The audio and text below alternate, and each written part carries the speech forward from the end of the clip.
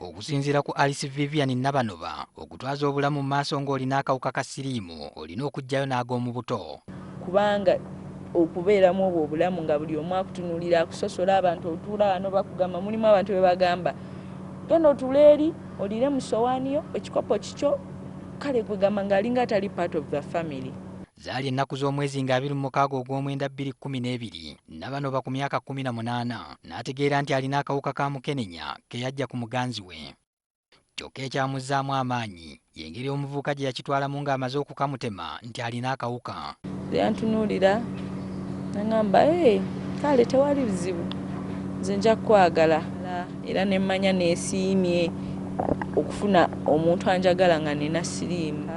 Naye ate bwe namugamba agende yeekibize n'addamu n'ankakasa nang'anyabo nakugamba dda nze tebanfumita biyiso. Ekiseera kyatuuka Nabanoba ne yeesonyiwa omulenzi oluvannyuma lw'omulenzi okumuggyirayo obuyisa bonna bwe yali yakwekedda. Naye teyanviirako awo n'abeera ng'akubira abantu amasimu kubanga nalina akasimu ka mapeesa kaali kasevinga numbers ku mutwe gwa simu.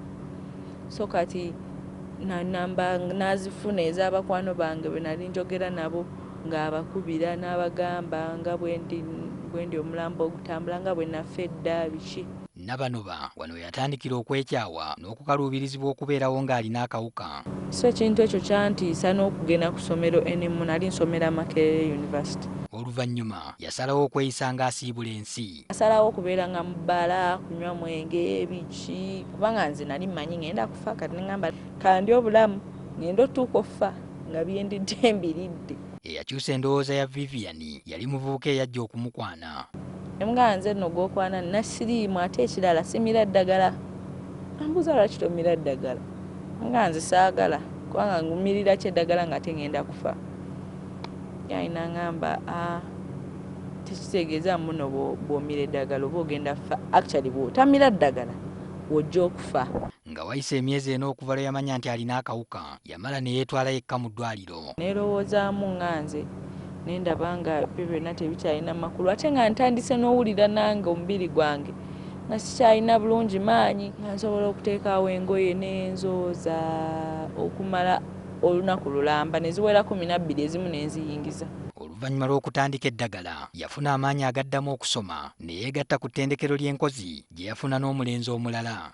Vivian yamala emyezi 4 n'omulenzi ono nga tamugambye nti alina akawuka. Twali twegatta n'omuvubuka oyo nga tetukozesa bupiira. So ne nsalawo ne mmugamba kati bwe namugamba gayina akaaba kale tiyalowooza mulimba mukyawe. Oluvannyuma beekebeza kyokka omulenzi byavaayo nga mulamu. Omusawo yenna yatukebera n'amugamba tantunula nako ampiteko buyisi. Kwanza ne results zange omukyalo oyo si ye yazimpa.